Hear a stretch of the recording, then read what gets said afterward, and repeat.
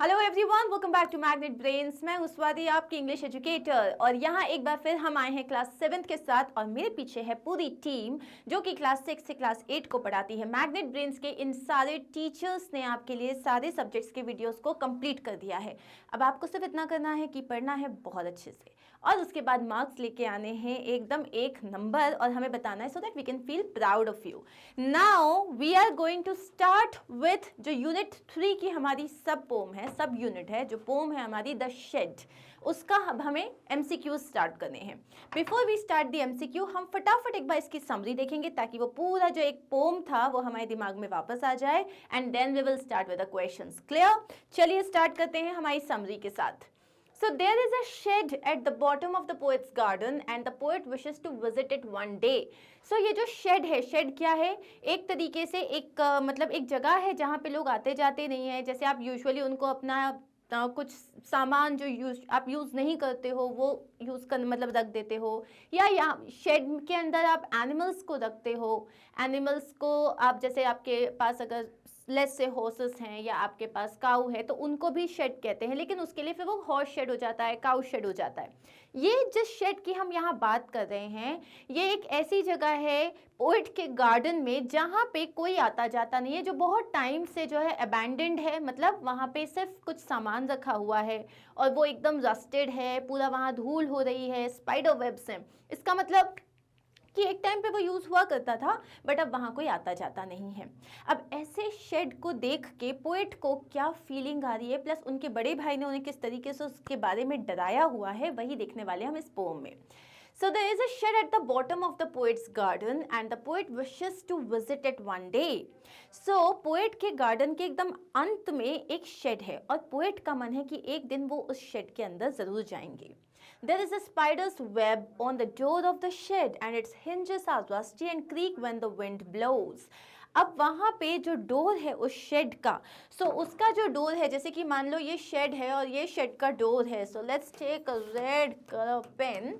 ये जो है मान लो डोर का शेड है, मतलब शेड का डोर है, सॉरी।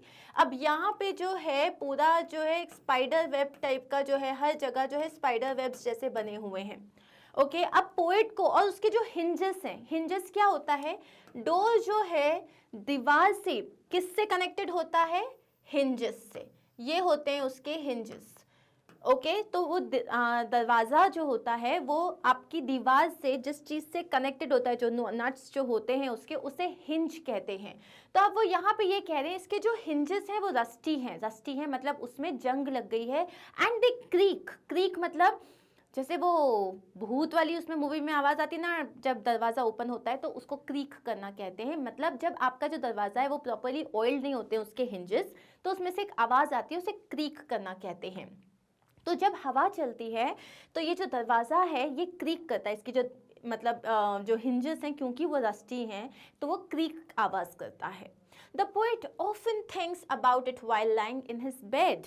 अब जब भी वो अपने बिस्तर में लेटे रहते हैं तब वो काफ़ी बार इस शेड के बारे में सोचते हैं। On one side of the shed there is a dusty window and 3 of his window panes are broken. अब शेड जो है वो एक तरीके से एक रूम जैसा है, उसके एक साइड में एक विंडो है और वो जो विंडो है वो बहुत ज़्यादा डस्टी है। ऑब्वियसली उसको किसी ने साफ़ नहीं किया है तो उसमें काफ़ी ज़्यादा डस्ट आ गई है। अब ये जो विंडो है ये इस तरीके की एक विंडो है, इसके जो ग्लासेस हैं इसमें से 3 विंडो पेन में जो ये 3 ग्लासेस हैं इनके, ये जो है ये टूटे हुए हैं। Okay, The poet feels as if someone stares at him through the window, and whenever the poet visits the shed, he would like to find out who lives there. Poet को लगता है जैसे कि उस विंडो से, उसके टूटे हुए जो विंडो पेन्स हैं वहाँ से कोई झांक रहा है, और उनका मन है कि जब भी वो कभी विजिट करेंगे उस शेड को तब वो जानना चाहते हैं वहाँ रहता कौन है। The poet's brother informs him that a ghost lives inside the shed, and if the poet dares to enter the shed, the ghost would chop off his head. अब पोएट के जो बड़े भाई हैं वो उसको डराते हुए कहते हैं कि अंदर एक भूत रहता है और अगर कभी भी उन्होंने उस शेड के अंदर जाने की कोशिश की तो वो उनका गला काट देगा। Despite these warnings, the poet wishes to visit the shed and peep inside. अब इतनी सारी जो उनके ब्रदर ने वार्निंग्स दी हैं, इसके बावजूद वो चाहते हैं कि वो एक बार अंदर झांकें, अंदर जाके देखें कि अंदर आखिर है क्या। The poet believes that his brother tells him imaginative stories about the ghost as he wants to keep the shed for himself. अब पोएट जो है हमारे क्यूरियस तो हैं क्योंकि उनको इतना कुछ जानना है, वो ब्रेव भी हैं क्यों, क्योंकि उनका मन है कि वो अंदर जाएं, एंड दो ही फील्स के अंदर कोई घोस्ट है उसके बाद भी वो अंदर जाने को तैयार है।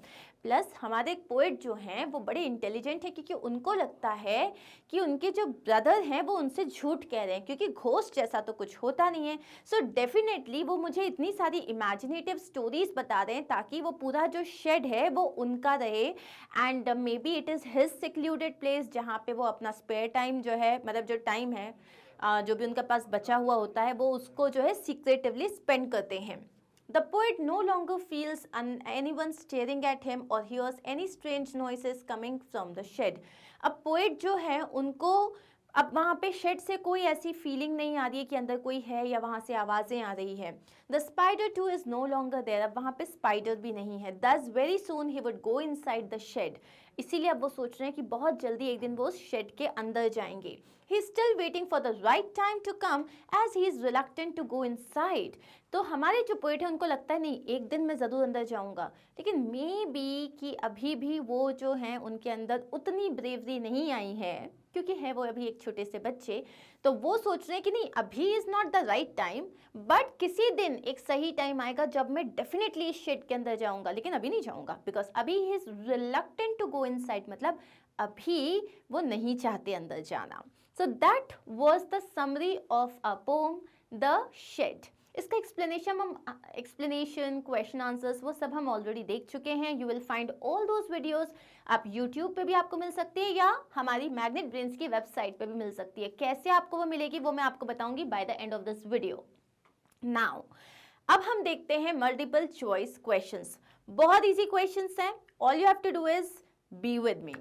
सो the poem the shed is a, अब ये जो पोम है पूरी, इसमें ऐसा लग रहा है कोई आपको एक कहानी सुना रहा है, ऐसा ही लग रहा है ना कि वहाँ उनके घर के पास एक शेड है, वो कैसा होता है, वहाँ कैसी रस्टी जगह है, हिंजेस कैसे उसके, फिर उनको लगता है कि कोई विंडो पेन से झांक रहा है, उन्हें लगता है शायद अंदर कोई घोस्ट है, फिर किस तरीके से उनके ब्रदर ने उन्हें स्टोरीज बताई है बट वो क्या बिलीव करते हैं and all.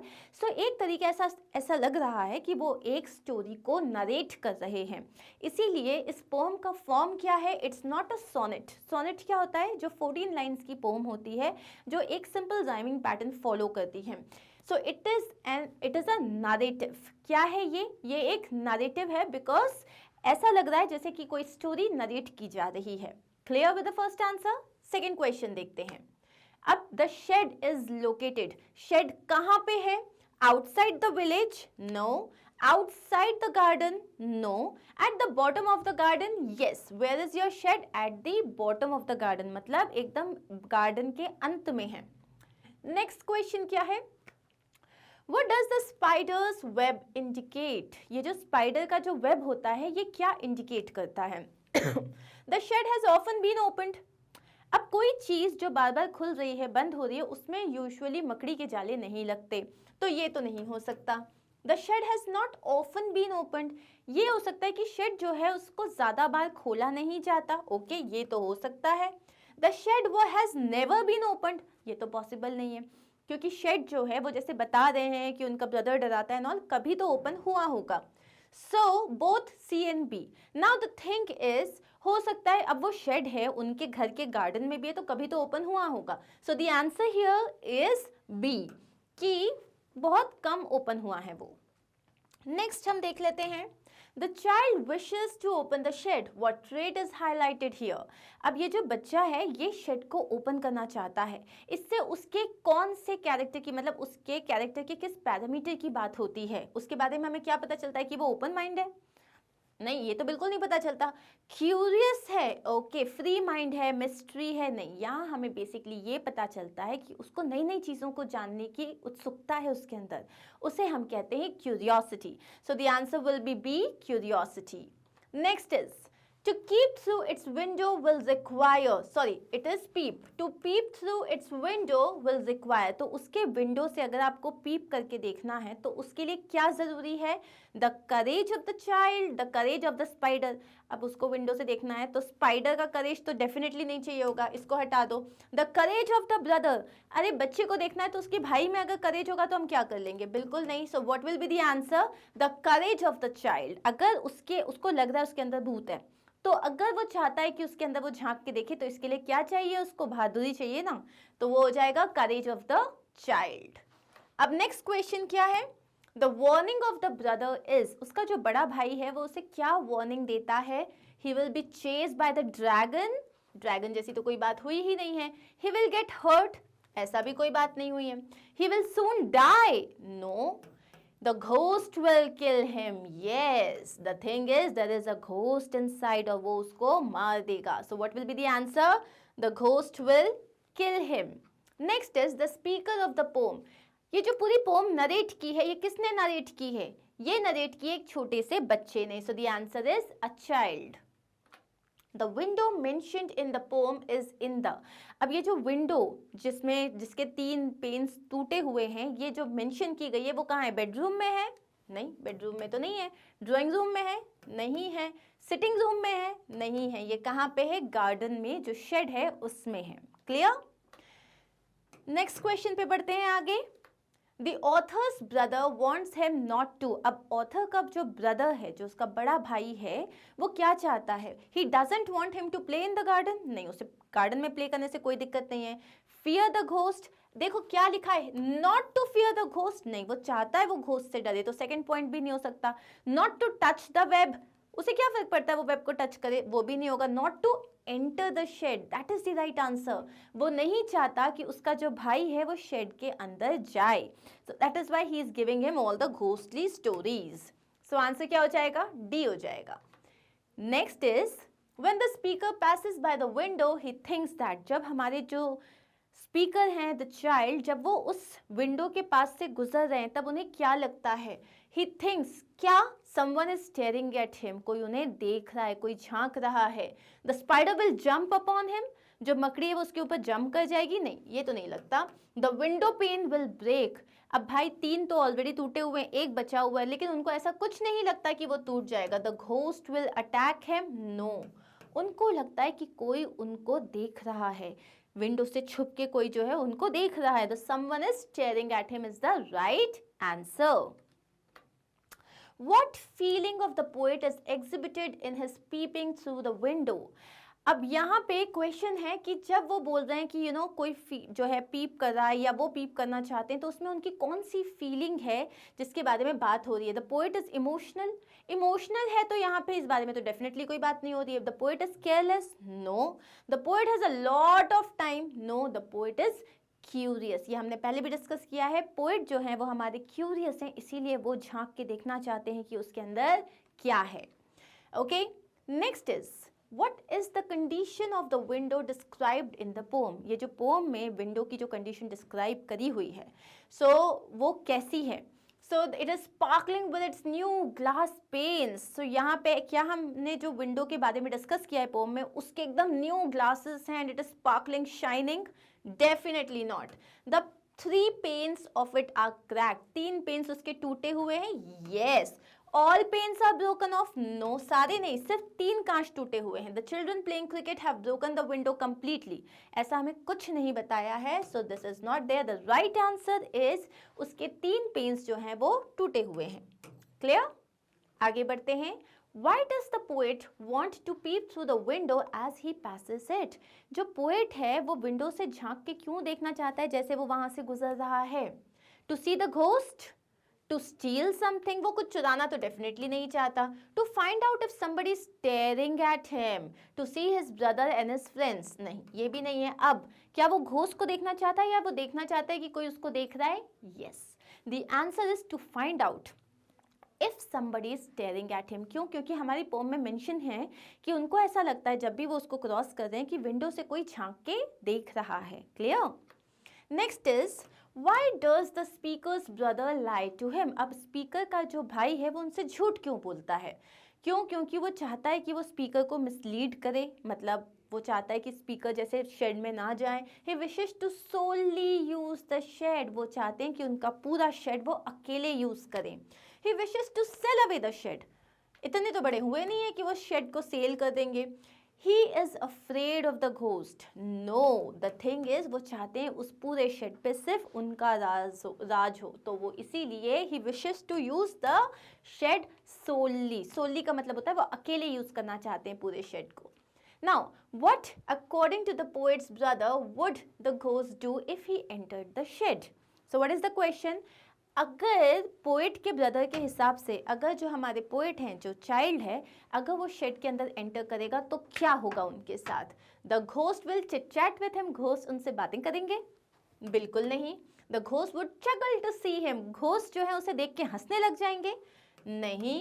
The ghost would chop his head, yes that's the answer, जो घोस्ट है वो उनका गला काट देंगे। आगे बढ़े। सो नेक्स्ट क्वेश्चन क्या है हमारा? But I will take a peek one day. What quality does the poet wish to highlight? लेकिन पोएट क्या बोलते हैं? एक दिन जरूर मैं इस शेड के अंदर जाऊंगा। इसमें पोएट की कौन सी क्वालिटी आ रही है? ही इज ब्रेव, या वो डाउटफुल हैं, या वो फियरफुल हैं, या वो रफ हैं? The answer is he is brave. Next is to keep through its window will require, again peep, okay, to peep through its window will require, अगर उनको उस विंडो से झांक के देखना है कि अंदर कुछ है या नहीं है, इसमें क्या चाहिए? करेज ऑफ द चाइल्ड, ये वाला क्वेश्चन हम कर चुके हैं। ओके, नेक्स्ट है give the meaning of pep through. Pep through का मतलब क्या होता है? झांक के देखना। The answer is look into, look into मतलब किसी चीज में अंदर जाके देखना। Next is the speaker of the pome, कौन है? एक चाइल्ड है, ये हम देख चुके हैं। अब name the poet of the pome, ये बहुत इंपॉर्टेंट क्वेश्चन है, ऐसे क्वेश्चंस डेफिनेटली आ सकते हैं। कौन है? हमारी पोम के पोएट हैं फ्रैंक फ्लिन। कौन है? Frank Flynn. Okay, the hinges of the shed, अब ये जो शेड के जो हिंजेस हैं, दरवाजे से जो जुड़े हुए हैं, वो कैसे हैं? अडोन्ड है, रस्टी है, रिच है? रस्टी है, रस्टी मतलब होता है इनमें जंग लगी हुई है। Okay, next is what does the poet know, poet को क्या पता है? पोएट को ये पता है कि अंदर कोई भूत नहीं है, so the answer will be B, that there is no ghost. Next is my brother says there is a ghost in the shed who hides under the rotten floorboards, and if I ever dare to set foot inside he will jump out and chop off my head, but I'll take a peek one day, the ghost lives under the wooden covering.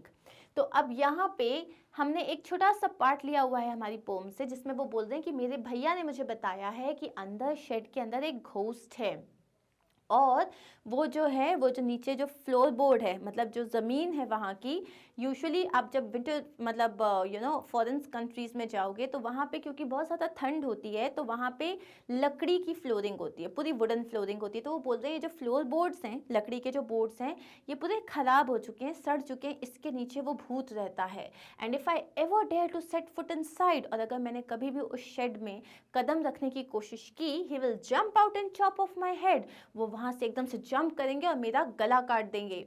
But I will take a peek one day, लेकिन एक दिन मैं उसमें जरूर झांक के देखूंगा। The ghost lives under the wooden covering. Okay, so the ghost lives under the wooden covering.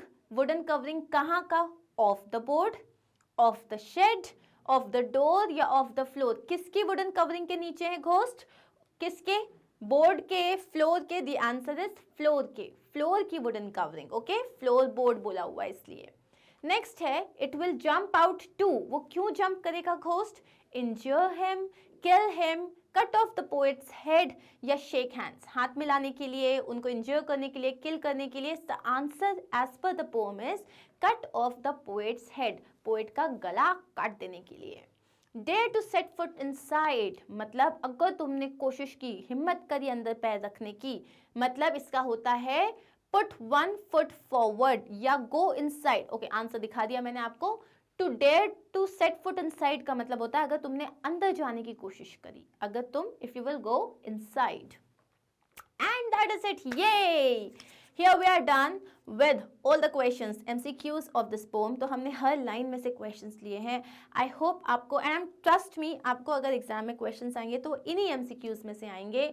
इसका मतलब ये है कि अच्छे से प्रिपरेशन कर लो, फुल मार्क्स लेके आओ and then tell us. Now you can find all these videos where on the website of Magnet Brains which is magnetbrains.com. करना क्या है आपको, आपको सिर्फ magnetbrains.com आपको लिखना है और उसके बाद you have to select the class. जैसे आपने क्लास 7 सिलेक्ट किया, क्लास 7 सिलेक्ट करने के बाद आपको जाना है MCQs में, मतलब आप उसमें जाओगे. जैसे यहाँ पे है आपकी हनीकॉम में आप जाओगे, MCQs में जाओगे और वहाँ पे जाने के बाद बस आपका वीडियो सिलेक्ट करोगे, वीडियो स्टार्ट हो जाएगा and that is it, very simple. Okay, that is it. अब मिलते हैं हम हमारे नेक्स्ट वीडियो में जहाँ पे हम हमारे नेक्स्ट चैप्टर का MCQ को स्टार्ट करेंगे, that is unit 4. So I'll see you soon. Do not forget to like, share and subscribe. Take care. Bye-bye.